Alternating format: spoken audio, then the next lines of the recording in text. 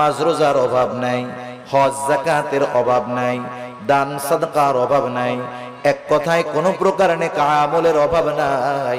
দুনিয়াতে তার একটা সমস্যা ছিল, সে বান্দার হক নষ্ট করত।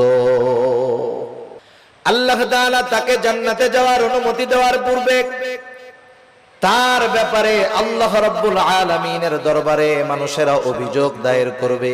লম্বা হাদিস, আমি শুধু সারমর্ম কথাগুলা বলতেছি। কিছু লোক তার বিরুদ্ধে আল্লাহ রাব্বুল আলামিনের কাছে অভিযোগ দায়ের করবে। লোকটা হয়তো বলবে, আল্লাহ, এই লোকটা দুনিয়াতে আমার হক নষ্ট করেছিল। কেউ বলবে আমার সম্পদ দখল দিয়েছিল, কেউ বলবে আমাকে কষ্ট দিয়েছিল।